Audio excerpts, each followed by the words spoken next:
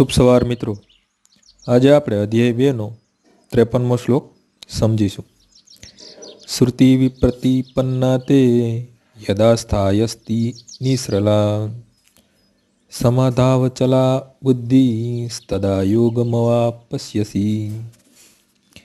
આનો અનુવાદ થાય છે, જ્યારે વેદોની અલંકાર પ્રચુર અભ્યાસથી તારું મન વિચલિત થશે નહીં અને આત્મ સાક્ષાત્કારની સમાધિમાં તે સ્થિર થઈ જશે, ત્યાર પછી તને દિવ્ય ચેતના રૂપ યોગ પ્રાપ્ત થશે। આનો ભાવાર્થ છે, કોઈ વ્યક્તિ સમાધિમાં છે એમ કહેવાનો આશય એવો છે કે તે સંપૂર્ણ રીતે કૃષ્ણ ભાવના પરાયણ છે, અર્થાત પૂર્ણ સમાધિમાં રહેલા મનુષ્ય બ્રહ્મ પરમાત્મા તેમજ ભગવાનનો સાક્ષાત્કાર કર્યો છે। આત્મક સાક્ષાત્કારની સર્વોચ્ચ સિદ્ધિ એવા જ્ઞાનમાં રહેલી છે કે મનુષ્ય પોતે કૃષ્ણનો સનાતન સેવક છે અને કૃષ્ણ ભાવનામૃતમાં રહી પોતાના સર્વકર્મ કરવા એ જ તેનું એકમાત્ર કર્તવ્ય છે।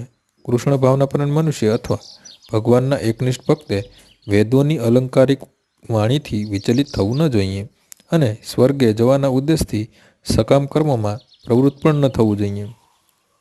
કૃષ્ણ ભાવનામૃતમાં મનુષ્યને કૃષ્ણનું સાક્ષાત સાનિધ્ય પ્રાપ્ત થાય છે અને એ દિવ્ય અવસ્થામાં કૃષ્ણ પાસેથી મળતા સર્વ ઉદ્દેશને તે સમજી શકે છે।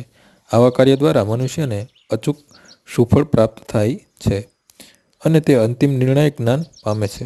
તેને માત્ર કૃષ્ણ અથવા તેના પ્રતિનિધિ આધ્યાત્મિક ગુરુની આજ્ઞાનું પાલન કરવાનું રહે છે। આજનો શ્લોક અહીં પૂર્ણ થાય છે। આવતીકાલે સવારે 6 વાગ્યે મળીશું। જય શ્રી કૃષ્ણ।